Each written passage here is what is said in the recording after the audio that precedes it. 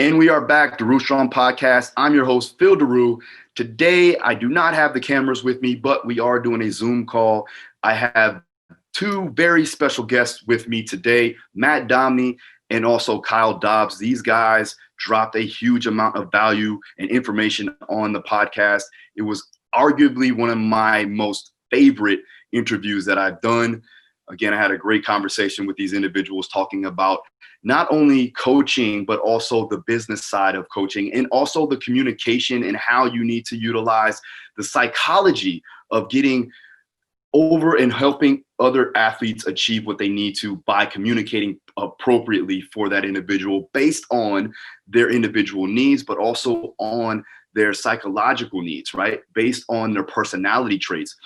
We also talk about systems and overriding that with their own principles, making sure that you have those in line, and then also making sure that you can categorize or subjectify what you're doing with the athlete to make it work for them, not just put out a blanket approach.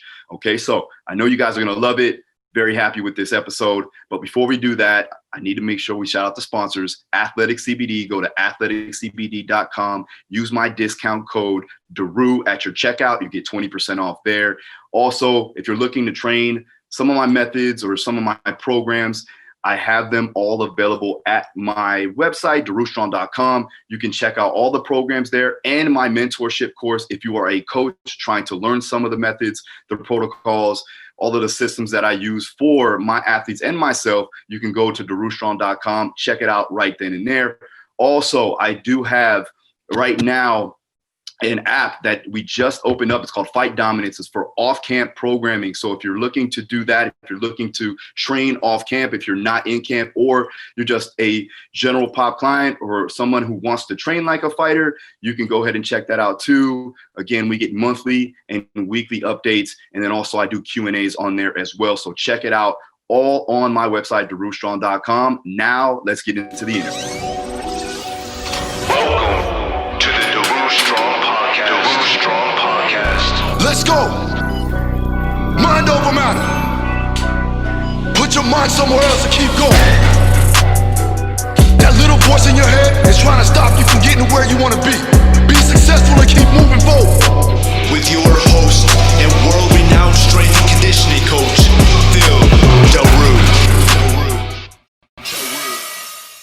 Hey, so Phil, thank you for having us on. My name is Matt Domney. I am the head powerlifting coach at Compound Performance, and that actually just the head coach at Compound Performance with Kyle Dobbs. I work with Kyle in all remote training and remote and individual mentorship capacity as well. So what we basically try to do is we try to do whatever we can to elevate the standard of other coaches and trainers in the industry and give them a better chance to provide better programming for their clientele and teach them how to better serve their individual market and potentially break into new markets if they don't have the confidence to do so already. Nice. Got it. How'd you get started in the industry? I know you did some martial arts, obviously, and then transitioned into strength sports, right? Right. So for me, I got started in the industry when I was right out of college at like 23 years old, because I tore my ACL, MCL, LCL, PCL, medial and lateral meniscus in Brazilian Jiu-Jitsu. Yeah, that was it. Whole thing was gone. Whole thing was gone. Yeah, it was in a Brazilian Jiu-Jitsu class. It wasn't even in a tournament. It was just in a class, and like some dude, we weren't doing heel hooks, and some dude just went for a heel hook and just shredded my shit up. And just cranked it on way too fast and just got rid of it. Sorry, I don't know if I can swear on your podcast, but I'm going to do it anyway. Fuck yeah, you can. Let's go. All right, sounds good. It's Florida. I mean, I figured there's no rules anyway. There's no rules. Right. But so that happened. I went to physical therapy afterwards with that, and my physical therapist was awesome. She was like fantastic at rehab, and she was getting me to do like some sports performance stuff. So I was like cleaning. I box squatted 315 for like sets of 10, like a month after my knee was torn. I was doing sprints. I was doing box jumps. I was doing like all sorts of like really fun athletic stuff. Yeah. And I was like, oh, this would be a fun career, because you get to take athletes and rehab them back to where they are, where they can do stuff again. And you can get them to actually do some performance stuff and have fun with it. I told her that this was my intention and this was my plan. And she and I like become kind of friendly at the point. She pulled me over to the side and like grabbed me and goes, don't do it. You're going to hate your life, because all I deal with are like 70-year-old women who don't listen to whatever I tell them to do, never do their homework, and they complain that they're always in pain. She's like, you are the one fun person that I've had in the 7 years that I've been in physical therapy. I was like, great, I'm not going to do that. So looked into personal training, got into PT, worked at a couple box gyms, and then got bored and stale with my own personal development, and actually hired Kyle to mentor me in 2019. At the time I was prepping for a powerlifting meet, and I told Kyle, I was like, well, after my meet, I'd like to get started with this after my powerlifting meet, because I just want to focus on that first and get that done. And then when that's done, I want to just dive headfirst into this. And he basically gave me the default answer of cool, man, see you on the internet, never going to talk to you again. And then the day after my meet, I immediately contacted him, was ready to go. Can we get started this week or next week? And then we got started from there. So he started mentoring me. I worked with him for 3 months in that capacity. And then I decided I really liked the service that Kyle provided, but I didn't want to pay him anymore because I don't like paying people. So I offered to train him and coach him. So we did a little barter for a little bit, and we continued to work together after that. And then he asked to hire me for the group mentorship. So I guess that's, nice. I don't know what he saw in me, but All right. So Kyle, how did you find Kyle though? Was it online or was it? I was looking for a bunch of, for a mentor at the time. Cause like I said, I was super stale in my own personal development. And I found another mentor who I asked, I was like, okay, cool. What would your prices and everything be? And this person looked at me dead in the face and said, oh, it's $500 an hour. And I was like, all right, I'm not working with you. We're gonna find somebody different, because that's the fitness professional polite way of telling you to go fuck yourself. And then after that, I found another course that was not really tailored to what I was looking for, and it was $3,500 up front. And then I found Kyle, who ended up having a much better curriculum at a price that was a much more understandable price. It was a much easier price for me to manage at the time. And I was like, yeah, let's just go with this one because it sounds like the stuff that I need to actually do. It's not playing to my strengths. It was playing to my weaknesses, which was good. Gotcha. All right, Kyle, man, the floor is yours, man. He already built you up. So let's go ahead. I make him sound a lot more impressive than he actually is. He does. Matt's my hype man through and through. And I always appreciate that. And that's part of why I pay him. And, so I'm Kyle Dobbs. I've been in the industry about 15 years total. And sweet. Keep talking. There he is. Informed Compound Performance just over 3 years ago. And my history is, I was a two-sport athlete in college that dealt with a ton of injuries. I've had several knee surgeries, a hip surgery, and a shoulder surgery throughout the end of high school into college, and ended up being that frustrated athlete who never got to realize any kind of potential because I spent too much time in the training room and not enough time on the court. And I was also a pre-med major in college. Just again, I've got family in the medical industry. I've always been interested in biology, physiology, biomechanics, all that stuff. And realized really about by the end of my freshman year that I didn't want to go to med school, but I did like the curriculum that I was taking. So I was trying to think of other avenues where I could be a little more proactive in working with people, and kind of go more into, the preparation side of things. And after school, I was looking at, university jobs and potentially going in and interning with sports teams at universities. But my girlfriend at the time, now wife, was moving to New York to work in the fashion industry. And I said, fuck it. I need to get out of Missouri at that point in my life anyway. And went and ended up at a kind of big box gym in New York as a personal trainer. I graduated with my CSCS and CPT and just kind of went from there and had a lot of success really early on. Got into management and multi-level management, and then into a regional management position with that club or that organization over the course of a few years, and was looking over anywhere between 13 to 20 gyms between New York and Miami on the East Coast. And then went into working at a really high level personal training facility out of New York called Peak Performance. It's where I got to work with guys like Pat Davidson and the Resilient Physical Therapy team. And then just probably the best training staff that I've ever seen as far as just a group of trainers, and realized that I didn't know shit. I sat in, in one continuing education meeting there, and I was all of these people's boss at that point, and realized that I was probably the most underdeveloped trainer in there. And that was super scary and super exciting at the same time, and kind of led me down a rabbit hole of new curriculum. You know, I really enjoyed being kind of a small fish in that pond again and just growing, you know, so went through that. That project imploded due to investor issues and financial issues about a year later. And I went on to become the national director and education director for another company based out of New York, overseeing anywhere between 7 to 12 markets in the US and 50 to 70 facilities and a couple thousand trainers. And after about 2 years of doing that, I'm a father and a husband, and I was at that point kind of a terrible father and husband based on my standards, and decided that I'd had enough of that. We moved back to the Midwest and kind of took, 6 months to figure out what I wanted to do with my life, and thought about opening a facility here in St. Louis, where I am now. And it just didn't work out. Real estate was terrible and I couldn't get a good deal. So I started a completely remote business working with coaches, both from a training perspective and then also just from a professional development perspective, looking at my years of management and education development historically. And that started off super slow and I was super frustrated, and it eventually, kept chipping away and kind of building it up. And, about a year in, started working with Matt, and the story with Matt's funny because at that point, I'd run, probably 100 consultations to get 10 clients. Right. And they all kind of ended like that. We had a really great phone call and they're like, cool, I'll think about it. Right. Just like anybody else's gym experience when you do a consultation, like, awesome, I'll see you around, I guess, so never expected to see him again.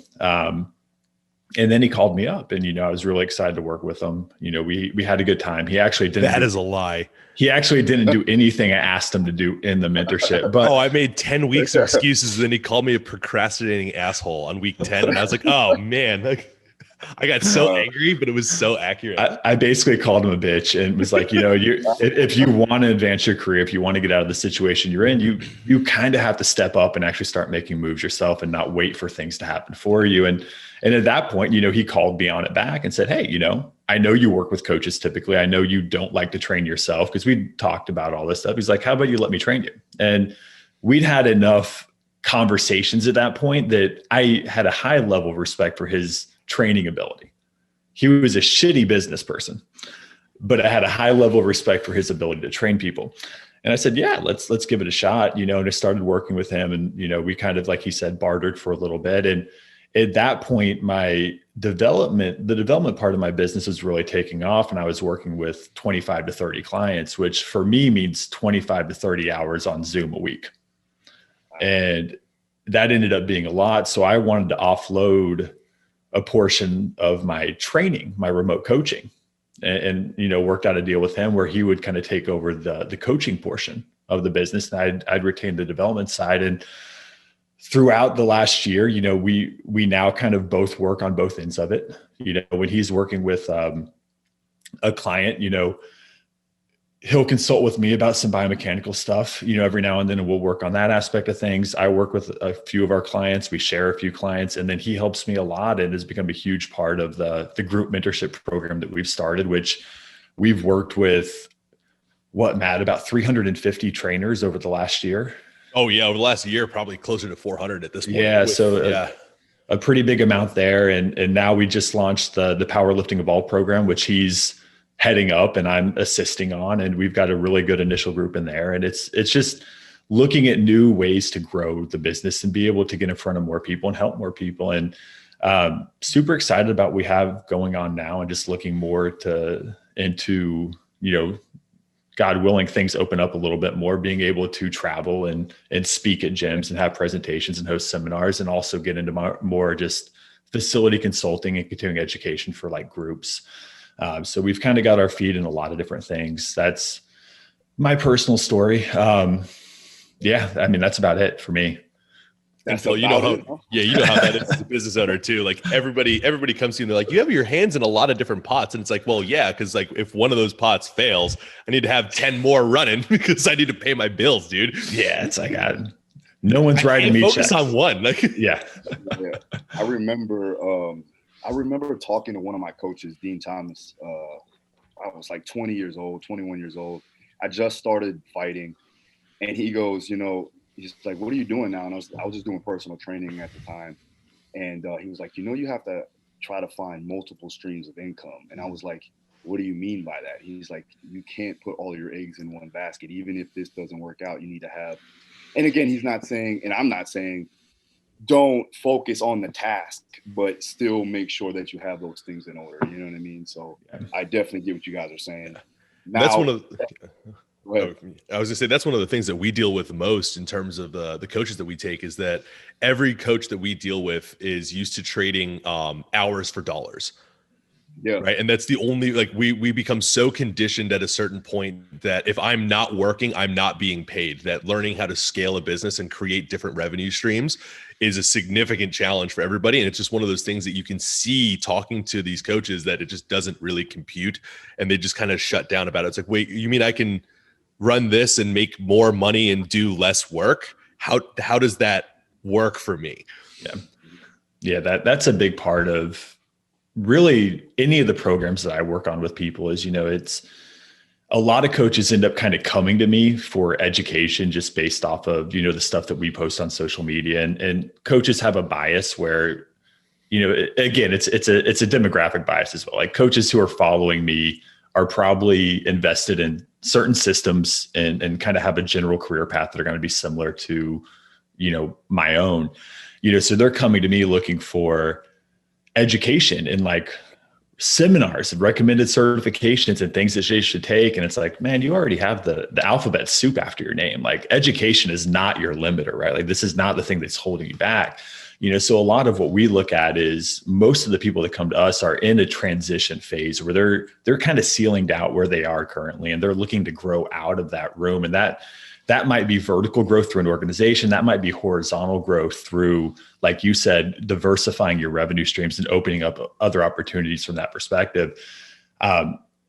Even just like, we focus a lot on soft skills. Like, we focus on communication. Like, I'm back in school now, like in grad school for behavioral psychology, because I am so interested in that side of things. And that's another thing that we look at, is how coaches like set the experience for their actual athletes or clients, depending on what environment they work in, where they can put people in a position to succeed and kind of meet them where they're at, not only from a physical or physiological level, but also from a psychological and cognitive level relating to their goals and fitness.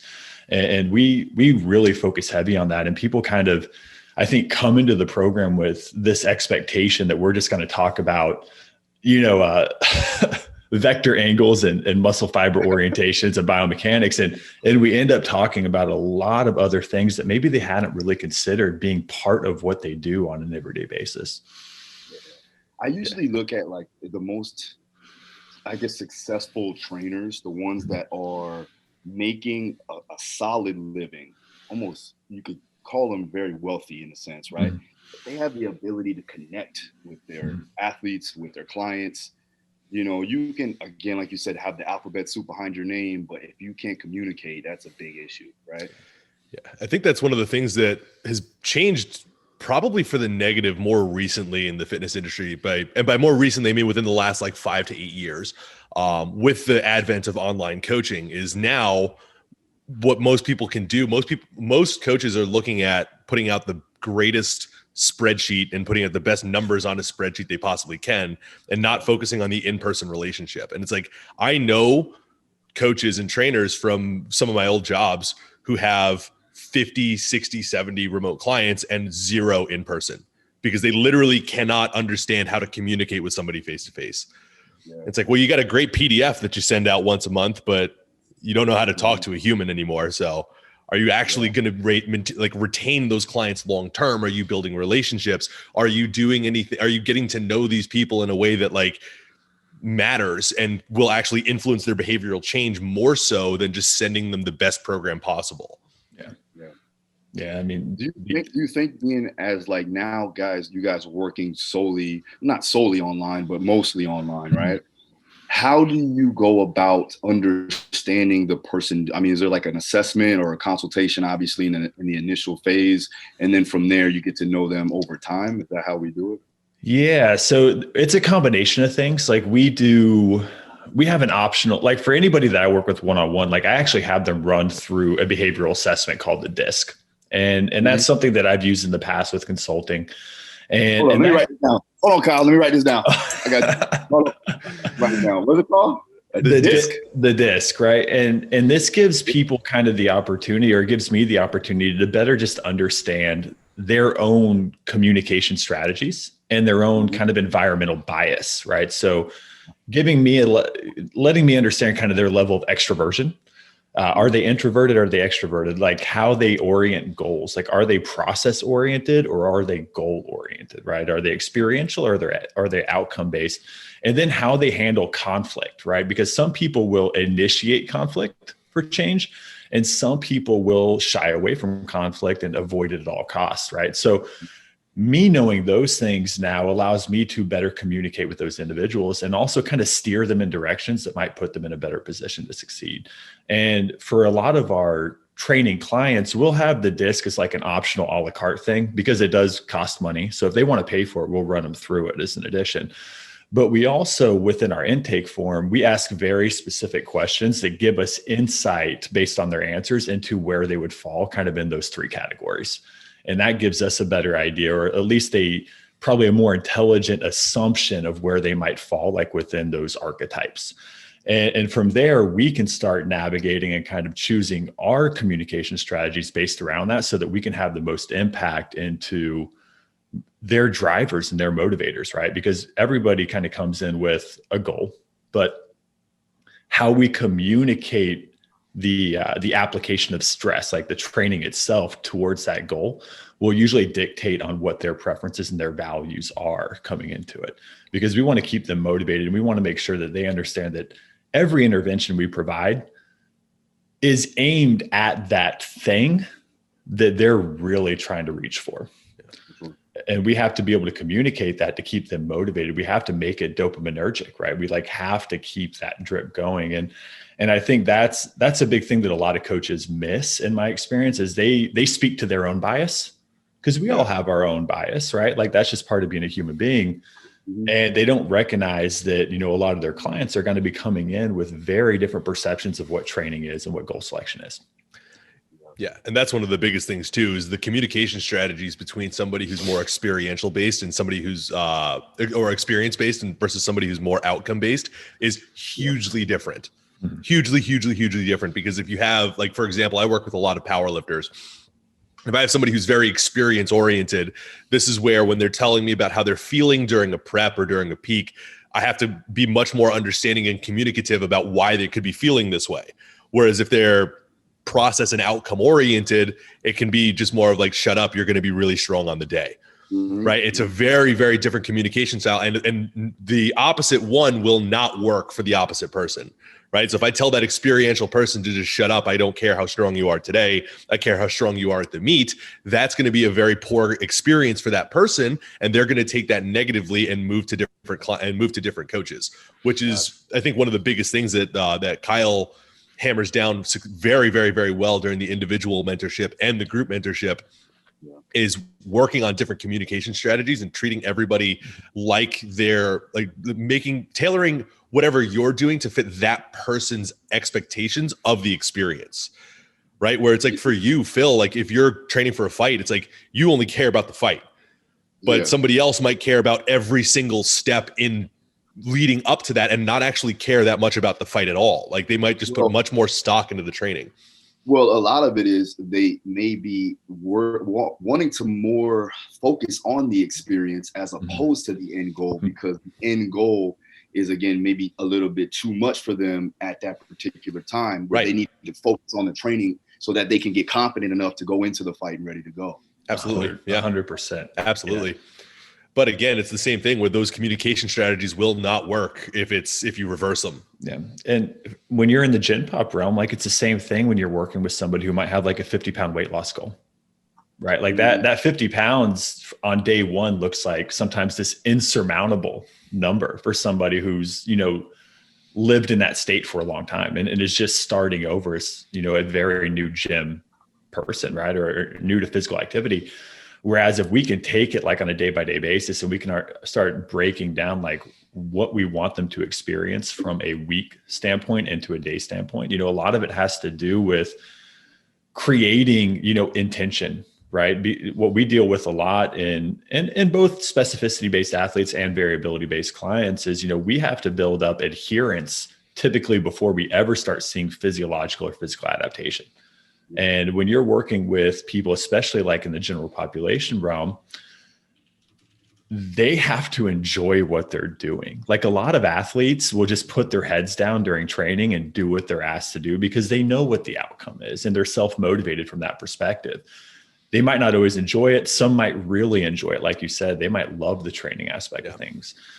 But regardless, they're going to do it and they're going to do it with a high intention because they understand what their goal is. When we're working with like a Gen Pop person, they have much less urgency built around their goal typically. There's no fight date. There's no game day, right? So we have to create urgency by setting a timeline for whatever that goal may be. And from there, we can start looking at driving training frequency and lifestyle coherence and all those things. But from us to even get to like from the first session to the second session, we have to start building rapport. We have to start building trust and we have to start building some kind of enjoyment for that client or we'll never see them again. So it kind of adherence leads to coherence, leads to behavior change in a lot of these aspects, but they have to enjoy it from day one. We have to create that for them. Yeah. Do you feel that when you're paying attention to how they are as an individual, does that skew kind of like your programming too, per se, like as far as exercise selection and variability, depending on the person, correct? Yeah, I'll let Matt go into this because he does a really good job with this. Actually, it can, but one of the things that I look at we look at and we espouse every single time in every program that we go through is that if your programming is based off of principles, like solid training principles, the exercise selection doesn't really matter as much as the application of it, right? So this is one of those things where if we're looking at it might just change the way that we cue or communicate what's going to be happening with the exercise, right? So it's like if I'm making somebody do like a large volume of leg extensions, it might just be like, hey, this is going to, like, the comment or the note that I'll put in the program might be like, this is going to burn and suck. Sorry. Like versus like if somebody else was doing something else, like where it's like a top set of squats at like an 8.5 RPE, it's gonna be like, this is very hard, grind through it and push. It may just give me a very different way of communicating those cues with that person to just have them understand the intention behind what we're doing. Sure. Okay. And Matt definitely, like, he works with more of our specificity based athletes, like he said, he works with some very high level power lifters, just guys that are going for like, again, like over 2,000 pound totals, like big, strong dudes. And, for them, like the level of specificity that needs to go into their programming is kind of just set, right? Depending on where they are in the season. So there's going to be some very kind of standard linear programming in there. And we might have some undulating accessory work to give them a little bit of autonomy, a little bit of variability, more so even in the off season than when we're kind of ramping for a meet. When I'm working with somebody who's more of like a field sport athlete or somebody where the goal might be more variability based, at that point, I don't have to be as linear. We might have some strength-based activities that are going to be more linear programmed, whereas the actual accessory work is going to be undulated and change almost every week, right? Monday over Monday, Tuesday over Tuesday, et cetera. Because from that standpoint, we're just looking at patterning. And if I want you to get good from a like propulsion standpoint in a squat pattern, well, I can apply that squat pattern to hundreds of variations by the time I look at like actual like unilateral, bilateral loading strategies, compression strategies, tempos, sets, reps, whatever. So we can start looking at, if I want variability, I actually want you to be exposed to as many variations of that squat pattern as possible within your accessories, because that gives you more movement options, more degrees of freedom. And when you're like in your actual competition, whether it's a fight or whether you're on a soccer field and you have to be reactive to somebody else or the environment around you, you can now react within space with more confidence And then with more coordination, because you've been exposed to more, again, vector angles, more stimulus, different stimulus over time. Whereas if I have somebody who just has like a standard strength deficit and that is their limiter, we can go pretty hard on a lot of those bilateral lifts because I want to apply a global stimulus. And if there's somebody with like posterior compression and that's something I want to work out of, well, we're just going to do like a front squat or a front loaded variation that allows for posterior expansion and anterior compression, right? So we can, like, the squat's the squat. We're not married to the actual exercise selection itself when it comes to that standpoint, I think. Right. Yeah, and that's one of the things that we try to make sure we do is when we're programming out, we're looking at things from a trainable menu standpoint, which is just going to be everything listed out in terms of the joint actions that we're looking to attack, right? So if it's a knee dominant movement, it's any kind of leg pressing, hack squatting, front squatting, back squatting, split squats, anything like that is going to hit the nail on the head. You're bending your knees. So it's breaking it down even more so we can look at applying whatever it is that could be necessary for that particular person's assessment, goal considerations, and everything else that's going into that particular person. Gotcha. Yeah, that makes perfect sense. Because at the moment, like, you're looking at who I work with primarily is combat sport athletes. So when the goal is to increase general strength for guys that are just coming off of a fight, right? We get a transition phase, and then, we got very limited time to get them ready from a general perspective because then right into another camp. But on top of that, some of these guys will take fights on short notice. So we don't know exactly when they may be fighting unless they're a guy like Dustin Poirier or somebody up there that actually knows exactly when they're going to fight. But most of my guys, even in the UFC, they don't know. So they could be fighting in 2 months, 3 months, 8 weeks, whatever, it could be next week, so the goal really is to get the stimulus. And that's one of those things too, is like, especially even with the high level guys, like, you'll always have fighters that won't make weight and they'll look for another fighter on like the day of notice. I remember like Donald Cerrone's done that multiple times, be like, hey, I'll step up, I'm ready to go today. And it's like, how as a coach, how do you accurately build a training program for somebody who's like, oh, well, I don't have a fight until June. And then it's like, oh, wait, actually I'm going to fight 4 times in between January and February. It's like, well, all right. Well, I guess this is different now. It's definitely difficult for that, man. Yeah. I would say, for me, I do run maybe more of a concurrent conjugate style when it's in that particular realm, right? If I know when a guy's going to fight, though, I can phase it out. But for most of it, it's going to be conjugated. But again, in my opinion, like, conjugate gets a lot of shit in raw powerlifting because it's not necessarily most utilizable for raw powerlifting, but for fight sport athletes, it's definitely going to be more useful because you get to sit at a higher intensity for a longer period of time. So it's, again, exactly like you said, if you have really short turnarounds between fights, you can just drive that neurological adaptation of strength really, really, really easily by having 3, 4, 5 weeks of max intensity work, as opposed to like a longer style view of DUP style programming that like Kyle or I will do with a power lifter, where it's like, we're going to get 1 month of high intensity training 6 weeks before your meet.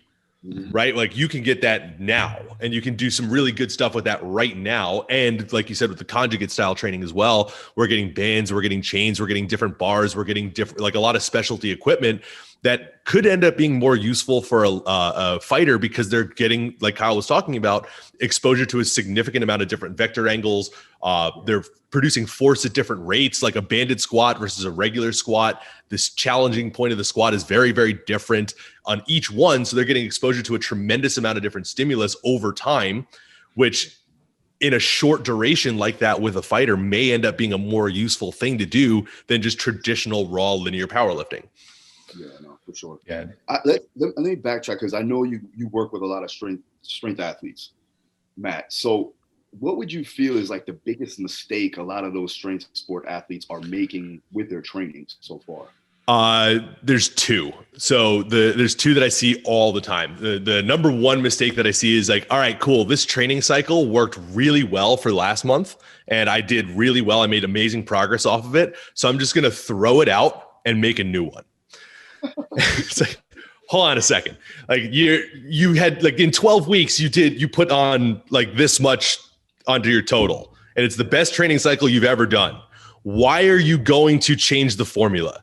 It's like if Gordon Ramsay was to cook a meal and he's like, this recipe is amazing. It actually got me a Michelin star at my restaurant, but I'm going to just throw it out and try a new thing. It's like, you don't do that. You don't mess with the formula for success. We can change things, but we can change volumes and intensities, but not the whole thing. Yeah. Do you feel like that's because they are more of like an experience driven, or they're dopamine dominant, where they want that variation? So they're like, fuck it. I'm sick of this. I want to do something else. Is that maybe why? Is it from a personality? That could be it. But what I would look at with that as a coach is I would look at taking, like we talked about, like looking at from a standpoint of a trainable menu, where I look at the patterns that we're attacking in each session, and we can swap out exercises that still hit the global pattern of each session. And that's what I do with most of my athletes, right? Is like, if I find a formula that works really well, it's like, okay, on Monday we did a squat variation, a press variation, another squat variation, and a pull. I have a formula that I can use and just change out exercises accordingly, because I know you respond really, really well to this order.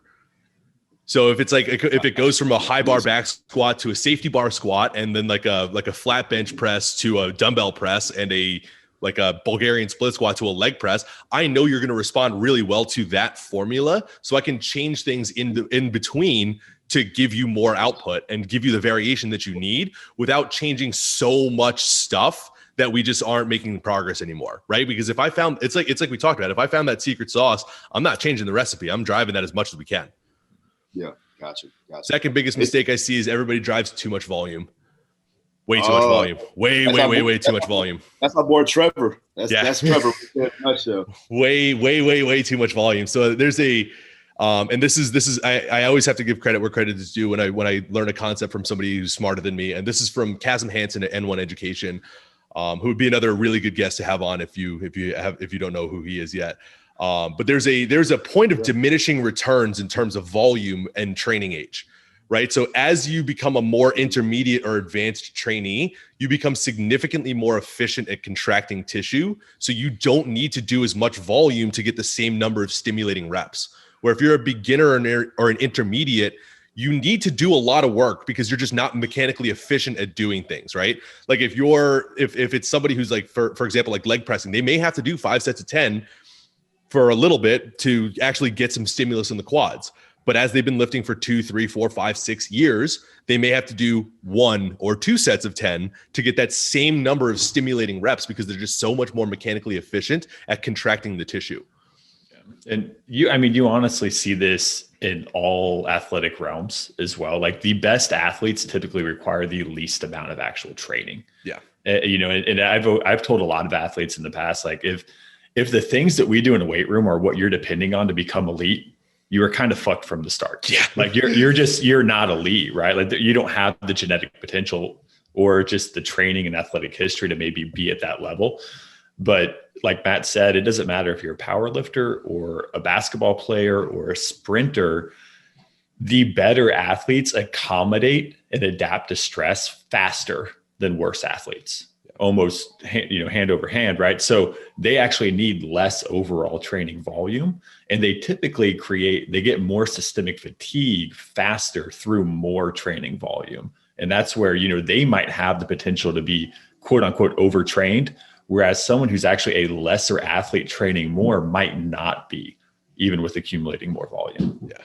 And it's the same thing, because if that set bell curve wasn't necessarily true, there would be some pro bodybuilders out there that have started a leg workout on January 1st, 2018 and are still going because they have such a high training age, and if they just needed more volume every single time, it's like, oh man, that dude's been literally sitting on the leg press for 2.5 years and he's still trying to get some more work out of this. Like, he's been lifting since the 70s. What do you expect? Like he's got to get more volume in. It's one of those things where there is a point of diminishing returns, which I think a lot of people aren't aware of yet, that sometimes less is going to be more for that particular athlete. That makes sense. 100%. With my guys at the elite level, it's funny because I'll train Dustin maybe 2 times a week, and it's mainly, and we're in camp now, but it's mainly to basically complement what he has inside the cage, or, if I have a guy, like Junior Dos Santos, who's been doing this forever, I don't need to do a whole lot of volume. That's actually going to be a negative thing for him, especially because he has to train.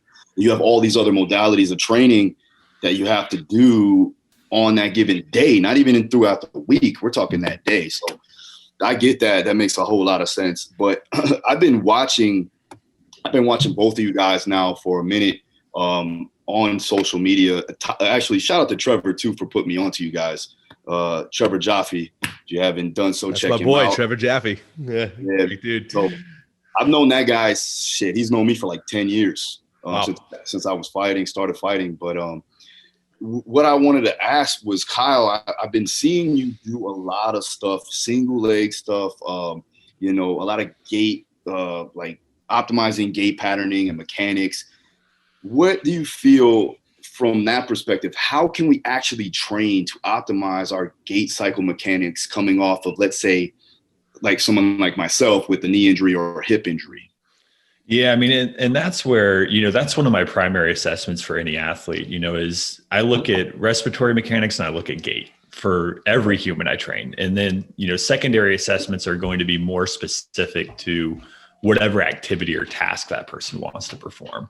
And then a third level of assessment is if I see mismatches between the primary and the secondary, I'll start doing table tests and looking at passive joint function. And for me, coming off an injury, I'm probably actually going to start with passive tests, looking at things like femoral hip IR, ER, hip extension, looking at, if it's an upper body thing, humeral IR, ER, and then abduction potentially, where that passive assessment allows me to look at movement potential, right? Now I can get that information. I can look at having you go through patterns, right? Whether it's a squat pattern, whether it's a gait pattern, a hinge pattern, whatever. And I can see now how your body accommodates even the stress of gravity from that standpoint, right? So now I can look at movement ability.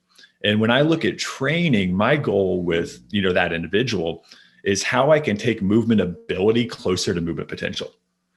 And I'm going to use exercise selections now to have that individual start accommodating stimulus or accommodating load within the ranges of motions that they're having trouble finding, right? So if I'm looking at gait and someone has a knee injury and I notice that they're spending a lot of time supinated and they're having a hard time going through like a stance phase where they're pronating and getting internal rotation, I'm probably going to see that on a table test too, where somebody has a lack of either internal rotation at all, because they're already stuck there, or they have a lack of internal rotation and a ton of external rotation, right? Mm-hmm. So I'm going to see it on both ends of the spectrum, where I'm either going to have an individual who's kind of stuck in ER at the femur and they can't get to full IR, or I'm going to have somebody who's actually stuck in IR and they're already at max end range, so they can't facilitate more IR during like a gait cycle or a squat propulsion phase.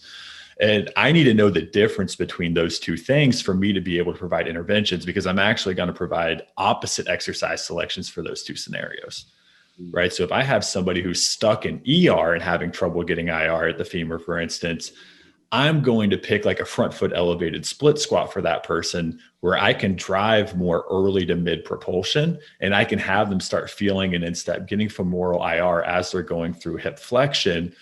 Whereas if I have somebody who's in IR and can't get into ER and that's causing the issue, I might do like a rear foot elevated split squat, which is now going to drive mid to late propulsion, where we're transitioning from IR to ER with full hip extension and knee extension and getting supination of the actual foot.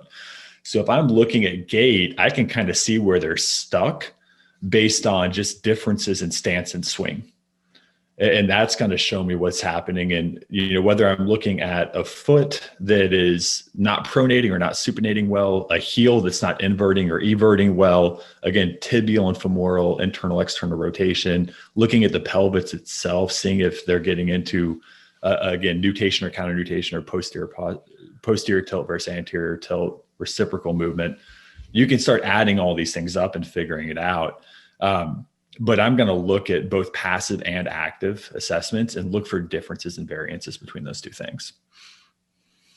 Yeah, and that's one of the interesting things that we've had is we actually had we have a client that we work with who has who self-assessed herself with all of the stuff that Kyle has. So like limited internal rotation, limited posterior expansion issues, all of this stuff that Kyle typically has and talks about, because then watched and followed his Instagram page and just did all of the stuff that Kyle was trying to do. And it literally did nothing for her compensations because she had the opposite ones. And as soon as she started remote coaching with us, it was like, oh, well, none of this stuff will work for you because you're just a different person. And as soon as we switced it, everything was better immediately. Yeah. Social media is tough, man. Yeah. It's like no context whatsoever. It's like, I'll just post, and Matt does the same. Like we'll post our workouts, right? Or something. And people are like, oh, cool. That'll work for me. And it's like, I'm going to do that too. It's like, yeah. Like it might, there's a 50% chance it's going to be super useful for you, but the other 50%, maybe not at all. Right. So it's definitely, it's interesting when we start talking to people and people start asking us questions, in that realm. So Kyle, you do more of PRI, right? Can you explain to us what that actually is and how you utilize that? Yeah. So that's where a lot of it. Be nice, Kyle. You saw my. So I've definitely gone down that rabbit hole a little bit, and I definitely want to present a caveat where a lot of people go so far down that rabbit hole we're no longer training. And one of the big things with me is I've taken several courses, several seminars, and realized pretty early on with that experience that a lot of the people that were taking these courses are in a post-rehabilitative phase, or they're chiropractors, and they're not trainers, right? They're people who are looking to rehab people from injuries and maybe pain management. And that's not my realm, right? I want to help people progressively overload and increase performance and do those things. So one of my big goals, and this is something that I got from Pat Davidson, who is again, someone who really kind of changed my philosophy on just humans in general when I started working with him back in the day. And I want to try to find a way to use these principles, because I do think they are good movement principles, in a way that allows people to start loading and applying more stimulus rather than taking them further away from fitness. So the big thing with PRI is it kind of starts at respiration. We look at the position of a rib cage and a diaphragm, because the rib cage is your center of mass, and where it's positioned over your pelvis in space when you're standing will dictate different compression and expansion strategies for that person. So if you've got somebody who exhibits a lot of thoracic extension and you're looking at them from the side and their rib cage is over their forefoot, well, that you're going to have now compression on the backside. So you're going to have shortened lats, traps, rhomboids. You're going to have more scapular retraction. You're going to have more lateral expansion. And that person is going to have a hard time moving their scaps, getting humeral flexion especially. And they're going to, and a hard time rotating their actual rib cage for triplanar movement. And that's going to affect what's happening at the pelvis as well. Because if the rib cage is out front, the pelvis is going to be more anteriorly tilted to accommodate it, right? And that's going to affect now everything from your pelvic floor and your ability to maintain pressure, IAP, all the way down to femoral rotation, flexion extension patterns, all the way down to the feet. And I think what we look at with PRI in the simplest form possible is we're just looking at creating internal abdominal pressure through a positional strategy rather than a muscular bracing strategy. Because muscular bracing, while it might be really good for a 1RM squat, is not really good for somebody who is in a fight, or someone who's playing in a basketball game, or somebody who's running a half marathon. You are going to fatigue yourself really quickly if you're trying to manage everything with your abdominal complex actively. Whereas if we have a good position and we've got good, coordination between our diaphragm and our pelvic floor, a lot of those intrinsic abdominal muscles, specifically the oblique complexes, will be managing strategy through exhalation and inhalation mechanics for you. And they will be creating pressure through the ascension and descension of the diaphragm. And you'll have IAP without having to brace for it. And I think that for us is a big difference too, when we're working with like anaerobic based athletes versus aerobically based athletes, right? Like you will see aerobically based athletes like power lifters, like sprinters, where we're talking about, 15 seconds to under of like max effort, performance. They will adopt certain compression strategies because they're muscle strategies, right? Mm-hmm. But when you look at like aerobically based athletes, you'll typically see different postures, right? Where you'll have more anterior compression, you'll have more posterior expansion, and that allows that athlete to get more oxygen into their system. More oxygen in the system allows for more oxygen into muscular tissue and less occlusion, less lactic threshold. And I think... Hold on, Kyle. So I don't mean to cut you off because it's going to get to my brain and I'm already jet lagged. All good. So I have my fighters are obviously super kyphotic in a lot of ways because that's just the way their posture is when they fight.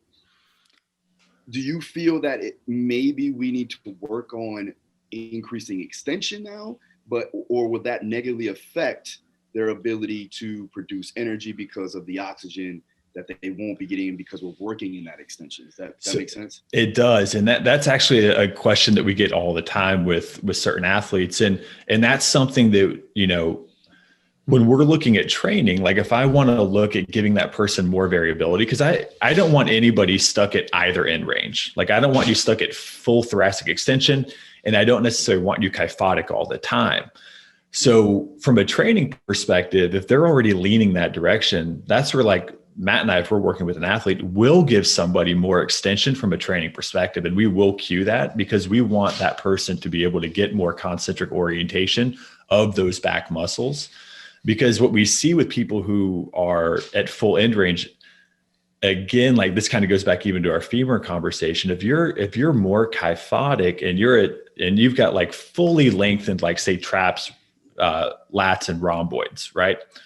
You've got fully concentrically orientated pecs and abs. Well, that means you can't go further in that direction, right? Because you have to come from a level of extension to get into flexion. If you're already in full flexion, you've actually got limited range of motion, right? So when you have somebody say throwing a punch and they're already in that position, they're going to have to compensate further down the chain to get more striking power. Whereas if they're able to come from a position of more humeral extension, more retraction, that's going to create a stretch reflex across the front side within the pec, within the delt. And they can actually get more power generated from the shoulder and from the torso, right? So we want to be able to get them a little closer back, a little closer to neutral, and that will take more extension. And that extension will actually allow them to optimize that flexion to a much higher level. And I think that's one of the other important things that we try to talk about with our people as well, is that when we're looking at facilitating those positions and those movements, we're looking at creating and choosing exercises that will create that environment, right? So we're not like, and this is one of the things that we kind of try to hammer down in the group mentorship and all of the courses that we run, is if you are a person that can walk up the stairs, you're probably too strong for a lot of these passive interventions, right? Like, because a lot of these, you're going to be laying on your back, which reduces the amount of load that's on your system, right? Because it reduces gravity. So now instead of having my whole body weight on the pelvis or on whatever I'm looking to change, I now have maybe 40% of it because of the way that gravity is going to interact with my body. So what we look at with this is the fact that the stimulus in a lot of these low-level interventions is so low that it may not actually provide anything other than a cognitive reference point, right? So and a cognitive reference point is going to be great because you now have a thought of what it's supposed to feel like.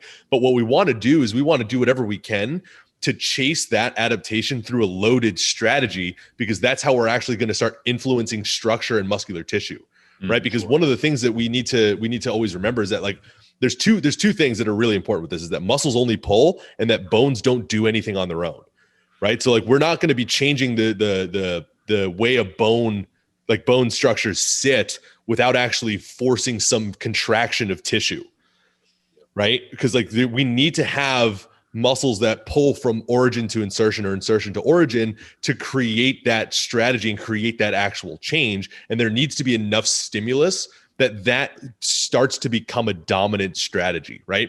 Because it's like we said, it's like if you're somebody who's like an extremely extended posture and then you do like a cat camel stretch, it's like, well, there's no actual stimulus in that's going to create more of a kyphotic spine.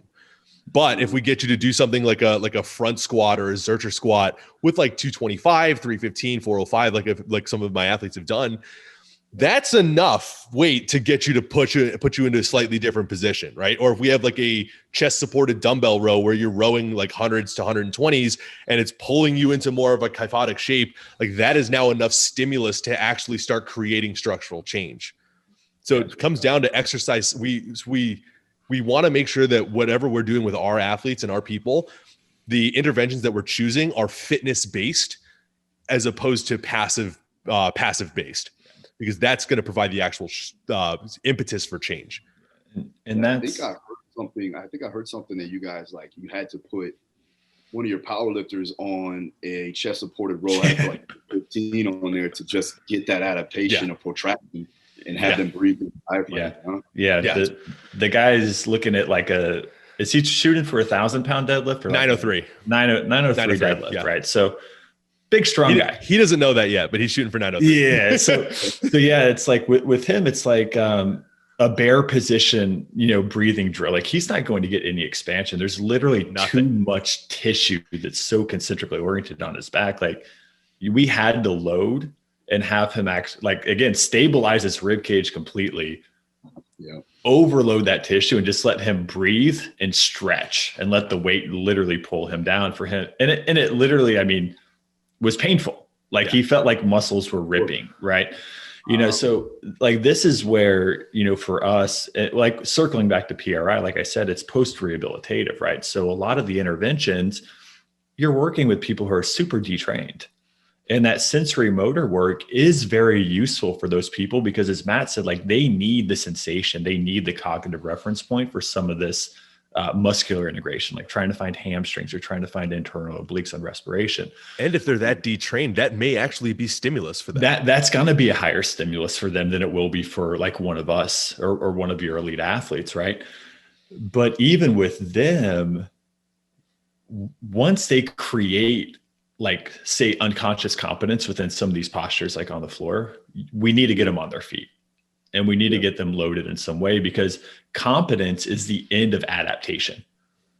Like a lot of people, kind of promote searching for competency within movement, which is good, but it also means you're no longer applying enough stress to be novel to the system. So you're no longer going to be adapting to a new stimulus, right? So we want to find a way to apply either, again, this is where Matt and I talk with a lot of people about programming, right? Like stimulus can be applied in a lot of different ways, right? So we can increase complexity for more of a cognitive stimulus.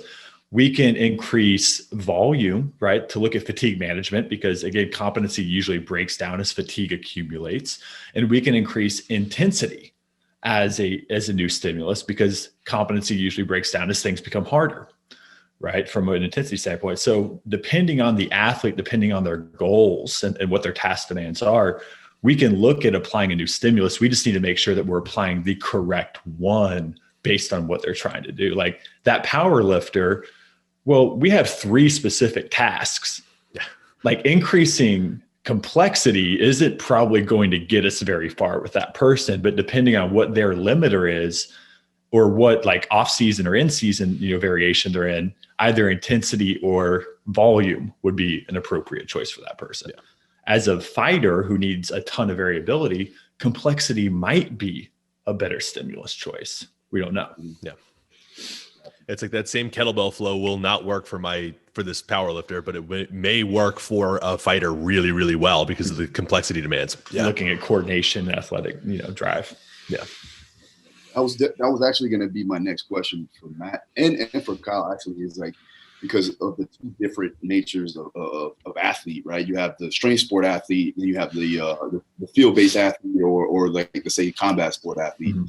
What's the difference for you guys as far as programming goes and having that strategy to get them to where they need to be? So when I look at it in terms of programming, if we're talking about a power lifter, we have 3 mechanical tasks that need to be completed: squat, bench, and deadlift, which are fixed range of motion, fixed fixed loading patterns and fixed like load vectors, right? So everything about them is going to be, it needs to be as replicable as possible. And everything about doing that task needs to be something that's super controlled and ready to go, right? So what we need to do with this, and this is one of the things that we talk about with specificity versus variability based athletes, I need to make training and things like that and conditions as predictable as possible going into the event so that they can have the greatest chance at success doing something that's mechanical and repeatable. With somebody who's a more variability based athlete, like a combat sport athlete or a field sport athlete, you now have somebody else who's trying to kill you, which throws all predictability out the window.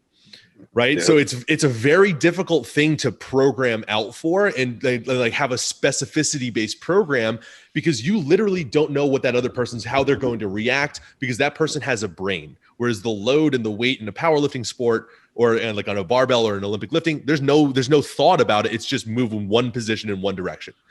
With a combat sport athlete or a field sport athlete, you are now going against somebody else who has their own game plan and their own idea of what to work for. So this is where, like Kyle was talking about, adding complexity to a training program like this, or changing movements, or like having a faster auto-regulated program where they're doing more of a conjugate style, like you were talking about, or things like that, where they have to learn how to react to different stimulus faster, may end up being a beneficial adaptation for them, because the more repeatable in nature things are going to be, the less likely they are to be able to have that mental fluidity in an actual event, is what I would say with that, right? Because like if we're looking at this in like if it, like the example would be like a leg press versus like a split squat or walking lunges or something like that. Like a leg press is repeatable. It moves from point A to point B, and it has that same fixed range of motion on every single time, where walking lunges on like sand will not. So your brain is forced to react to that stimulus differently than it would to a leg press. And that's one of those things where, like, if we're looking at training like a combat sport athlete, we need to have a little bit more complexity involved in it, because they need to be able to respond to external stimulus better than a power lifter does, because nothing is fixed. Yeah. I would say the big thing that we look at is, specificity and variability are going to be a continuum. And something that we tell everybody is like, specificity always has a cost. And that cost is variability. And anytime that you're creating like a very specificity based program, you're obviously looking at the goal outcomes, right? Mm-hmm. But you also have to look at and weigh what that person is giving up for that specificity, because that might produce a negative return on investment for a lot of athletes. And, typically what we see with, field sport athletes or basketball players or fighters, that the guys who are the best, or guys or girls who are the best in the weight room, are typically not the best overall athletes, right? On the, in the sport. So you're also looking at, I think Matt's point about the predictability of the sport, I think, is huge, right? Because the environment will dictate what qualities you need to develop. And it's something like a powerlifting, like everything's set from the stance on up to the exercise selection, whatever, but there's nothing. Especially if you compete in a monolift, you literally don't have to move. Yeah. You're not even stepping out. Yeah. You're just boop, done. Yeah. So if you're looking at somebody who's in a more dynamic sport, like, you can assume movement qualities and physiological qualities that person needs to train, but everything's also going to be reactive. So there's also a tactical element that person needs to develop over time, right? Where they can strategize and they can think on the fly, and they can actually have like cognitive reference during their sport. And I think that's a whole nother development that you see with the best athletes in any sport, is they're also able to regulate their autonomic systems, within their sport too. And they can actually, not just go full amygdala, but actually start making decisions and actually start having some tactical development during that sport as well. And I think that's where, when I'm looking at training an athlete who's going to be more dynamic, like, I might be assessing physical or physiological qualities that they need for their sport, right? Whether it's work capacity, aerobic capacity, maybe they do have a strength deficit and they just need more stimulus. And I will train those things, but I also know that I'm not training specific exercises. I'm training qualities that then need to be integrated into their actual sport. And they need to be able to apply these things And complexities probably and variability are probably going to allow me to integrate better in more different environments and more different situations. Yeah, I think that, we can take as for me, because I competed in powerlifting, I competed in strongman, and I was a pro fighter for 8 or 9 years. I worked with a lot of fighters. I can take things from those particular lifts, right? And like we talked about, Kyle, where you were saying that we were just trying to get a stimulus of strength with those bilateral movements, and then you can work on variability with the accessory work, again, to get, I guess, adaptations in different force vectors and things of that nature. So I think you could take things from both. Well, what I would say is that I do like the fact that you guys are making sure that you're paying attention to the athletes and what their needs are from either a specificity base or variability base. Yeah. I'm going to take that with me for sure. A lot of coaches really don't understand that, and they try to put their system of what they learned and only work that system, and they don't have their own principles aligned. And I think that that's an issue, right? Yeah. We actually just had a comment on one of Kyle's posts this morning that was saying that this very famous powerlifting coach squats with a 5-foot wide stance. So you need to do it too, Gladys, the 40-year-old housewife. Yeah, it doesn't work like that. It's like you have to look at the individual athlete or the individual client as the most important thing, and we need to fit them where they are. Yeah. Yes, exactly. Oh, perfect. All right, guys. So I wanted to, like, a couple of my guys, I have my own mentorship program. I think right now we're looking at 450 coaches that we've been able to work with. But these guys, I was bigging you guys up. I was like, man, you got to check them out, So they wanted to know, and so do I. Fuck it, it's my podcast. I'm gonna ask questions. What books do you guys recommend? One for, let's say, biomechanics, Kyle, and then the other one maybe for, let's say, psychology, right? For understanding the athlete. I'm a poor choice to ask this one too, because I'm still halfway through the first book that Kyle recommended me in my individual mentorship 1.5 years ago. He's the book guy. Yeah. Audio book. Right. The biomechanics books are tough. I think understanding just like human skeletal structure is going to be important. And like any university anatomy, physiology based book will tell you that. I think from a movement perspective, a lot of the courses and even a lot of the mentorships that I see out there right now are doing a really good job, and probably a better job with kind of new ways or new lenses to look at things through. So I look at things like obviously we mentioned Pat a few times, like Pat's rethinking the big patterns program, and he's actually coming out with a book that's going to be on RP, I believe.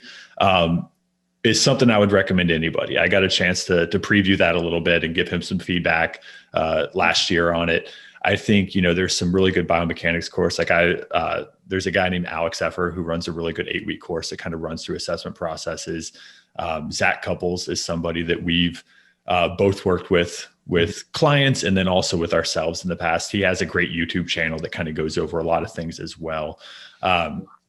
We do a lot of that within our stuff. I think from a psychology perspective, and also just wrapping autonomics into psychology, there's a few. I always recommend that everybody read Sapolsky's Why Zebras Don't Get Ulcers, just as a better understanding of what's happening just from a sensorial perspective and what drives different hormonal and outputs and neurotransmitter outputs, because that again is going to influence your actual cognitive and decision-making abilities.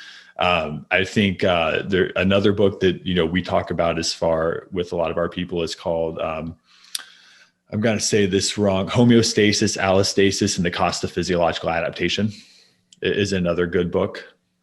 It sounds really boring, but it's actually pretty well written. All right. We can see by your face. He just goes, "Oh, I'm not reading that one. I'm not going to read that one. I'll get that one. Give me the cliff notes of that. I'll take that real quick." Yeah. Another good one that I like is called The Upside of Stress, right? Which again, I think, right now, especially socially, people like stress gets a bad rap, where the reality of it is everything stress, right? Gravity stress, light is stress, sound is stress. Like any information that you come across as stress, we've just accommodated a lot of it to where it no longer creates an adaptation, right?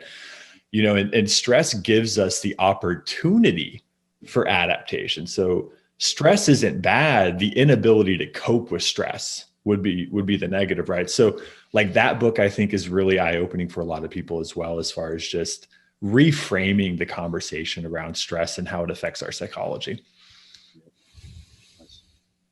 Matt, what you got for me? Give me, you know what?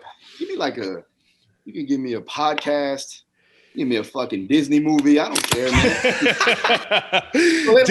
Disney movies, we're talking my level now. That's where I live. Yeah. Fucking Lion King, what else you got? Aladdin, what you want? So with books that I read, I read a lot more fictional books because I don't like to be the coach or the trainer that sits there and only reads fitness books. Because it's like I've worked in a Gen Pop realm for my entire career and only very recently transitioned into training more specificity based athletes. So for me, if I'm sitting there like talking about, well, like you know your autonomic stress system is gonna, like, this is the response to it. My 50-year-old accountant or 50-year-old like oil and gas broker literally does not care. He's gonna go, all right, cool. How's it gonna get me to lose 30 pounds like in a month? It's like, well, I mean, it will eventually, but not necessarily now.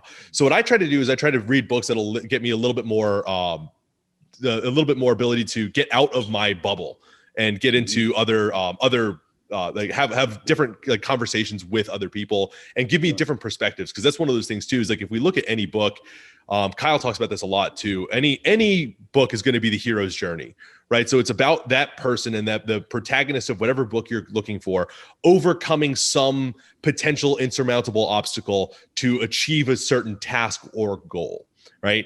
And one of the authors that I find who does a really, really good job with that is Haruki Murakami. So Haruki Murakami is a Japanese author who every book that he writes is about overcoming personal obstacles and personal issues that are self-imposed by a person to become better at the end. Right. And one of the more interesting books that I read from him recently, and they all sound really boring, but they're actually end up being very, very entertaining books, is this one called Killing Commendatore, where it's about a painter who quits his job, quits everything that he's doing, and then goes and hides in the Japanese mountainside for a year and a half.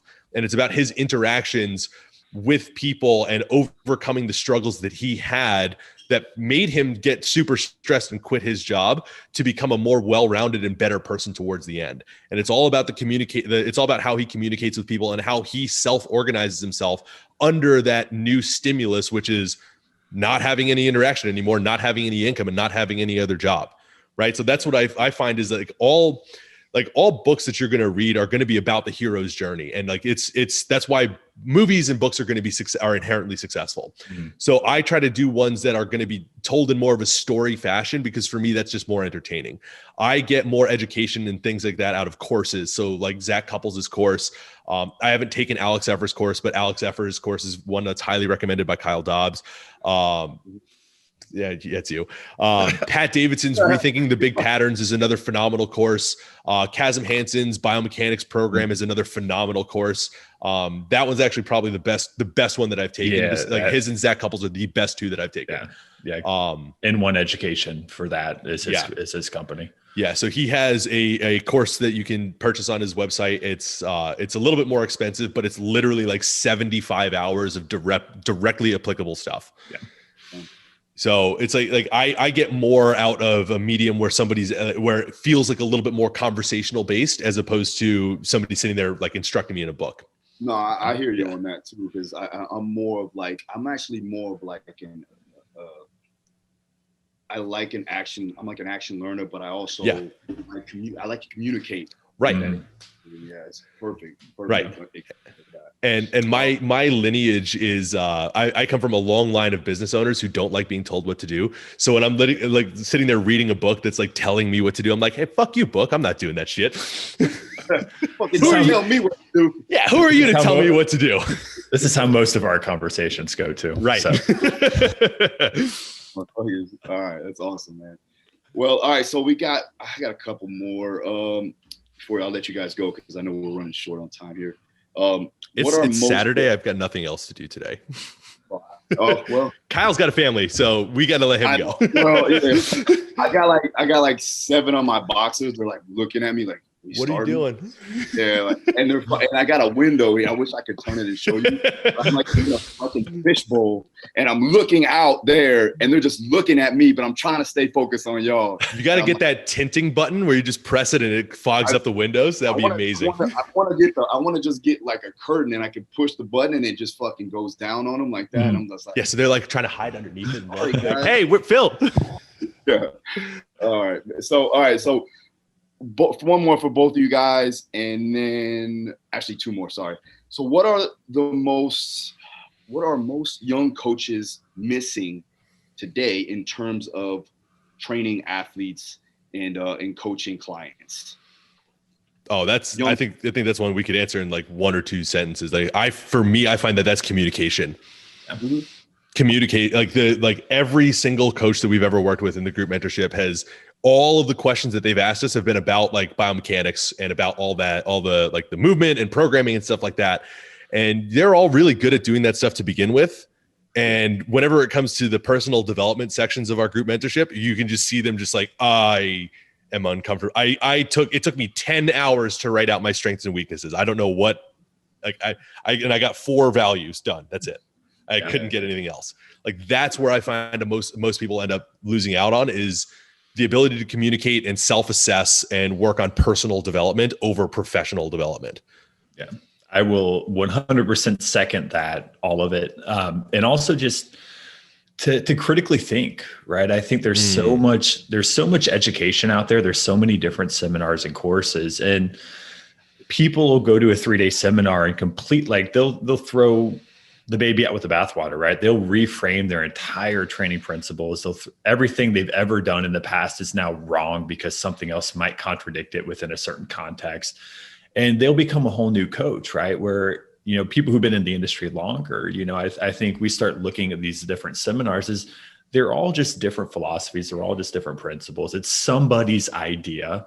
Like they were all just, again, they were all, invented, for lack of a better word, by another guy, another coach, another physical therapist. And now we can look at these things as just tools that we can combine with other systems we've learned for better application. And that's why, like for me, we, like Matt and I will get associated with PRI, and like we appreciate PRI principles for the context that they're in. But we actually use very little of it when we actually start training our clients. And we'll have clients sometimes, they'll look at their program and be like, where's all the cool shit?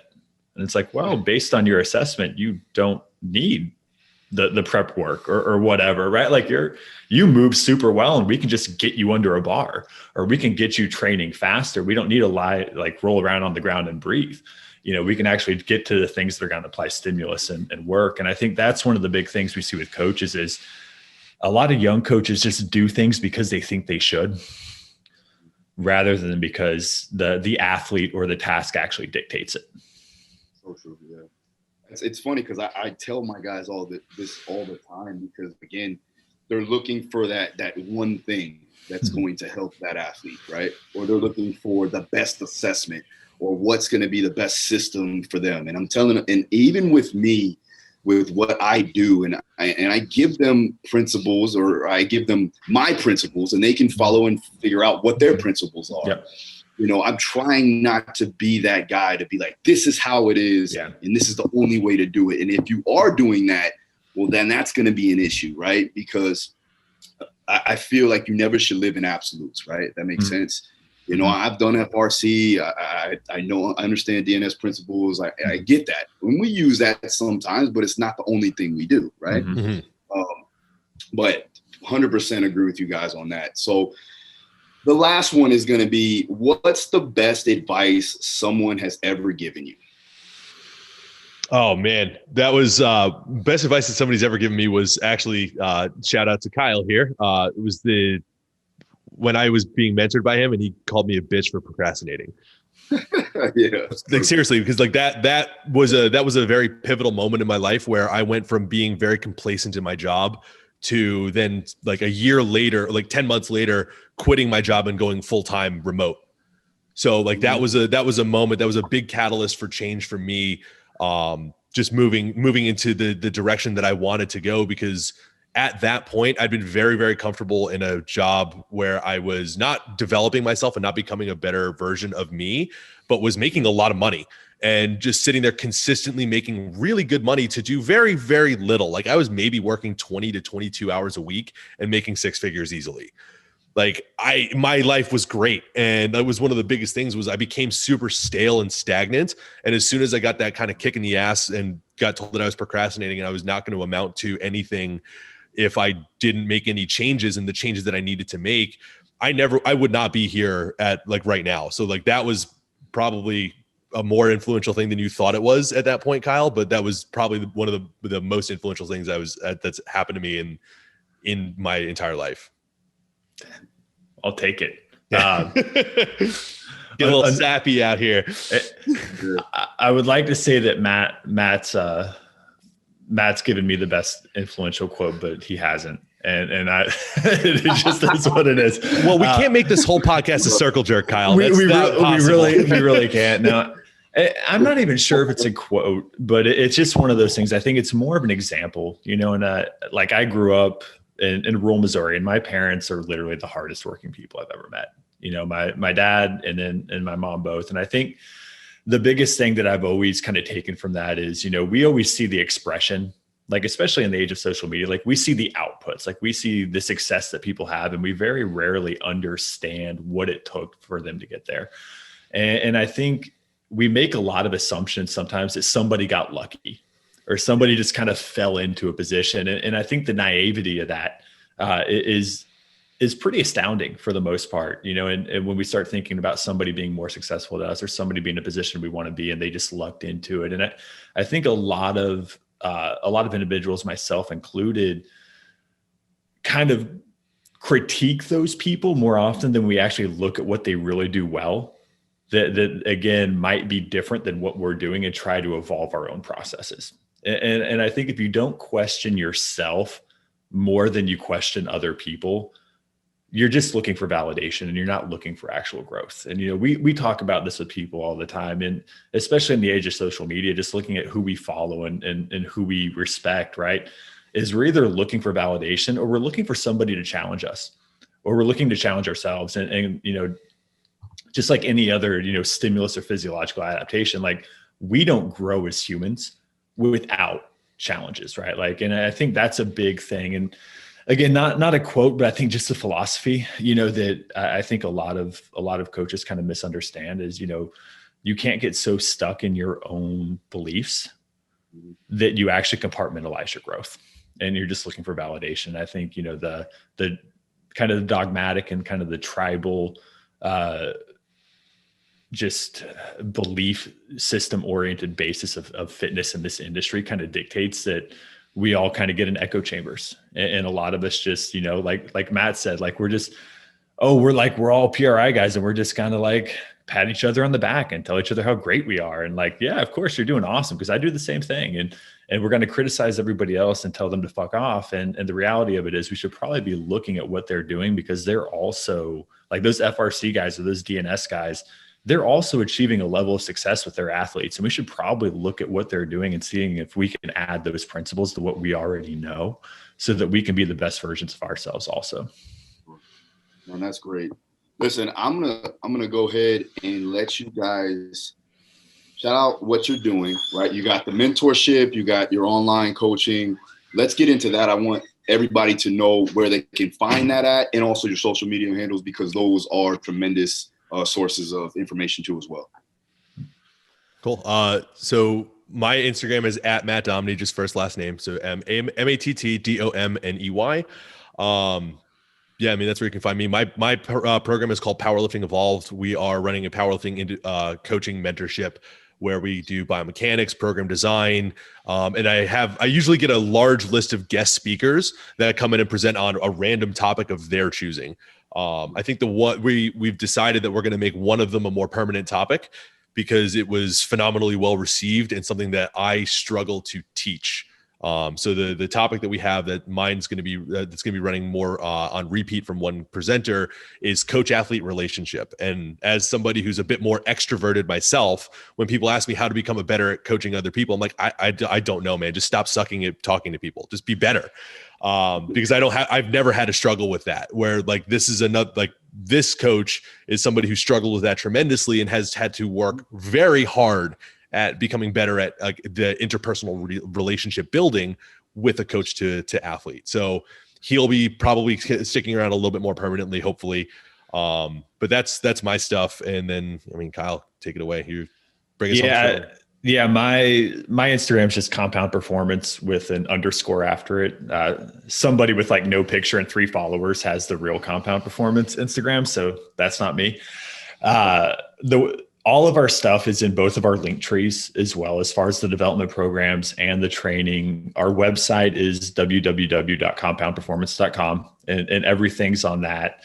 The group mentorship, we run quarterly. So we'll have a Q1 cohort starting, I believe, the second week of January. It's a 10-week program where we cover everything from self-development to training development to business development, and usually in that order.